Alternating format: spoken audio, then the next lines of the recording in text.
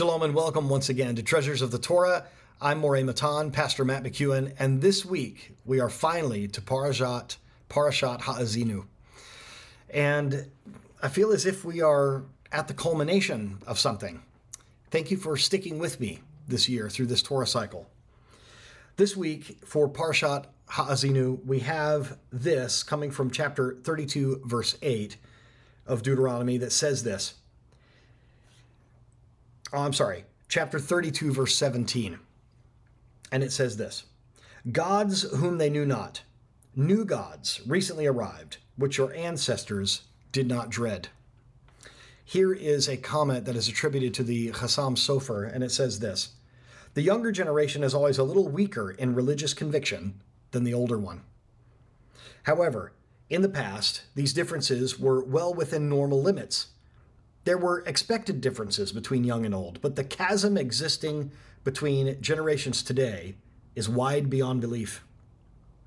Indeed, the younger generation bears no resemblance at all to its parents. It is almost like a new people with new ideals and new idols, altogether unknown to the previous generation. New gods recently arrived. A new generation has arisen, which your ancestors did not dread, of which your ancestors could not have even conceived. Now, this was written some time ago, but I think you and I can most certainly apply this to what's going on in the modern world today. I do feel like this is one of the evidences that we are getting closer and closer to the return of Yeshua because of the devolving we see in society. Young people do have new and different ideals and new and strange idols that they are bowing down to. There is such a confusion with regard to identity. I know that there's nothing new under the sun, but it just seems like things are getting worse and worse. And so we say, Bo Yeshua. We say, even so, come Messiah Yeshua.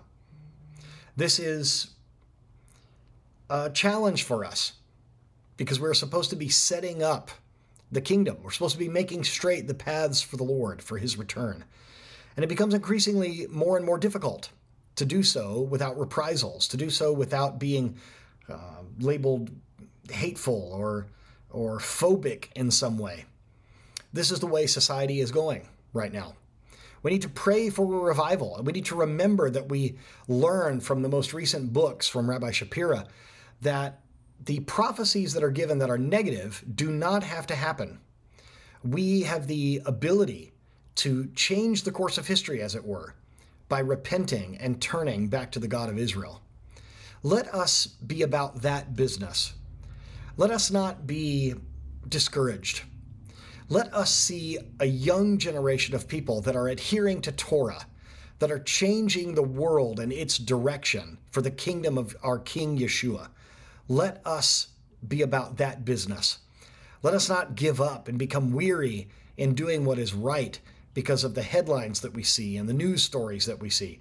But let us raise up the next generation to change the tide, to be more holy than the generation before. And let that generation be the one that sees the second coming of the King of Israel.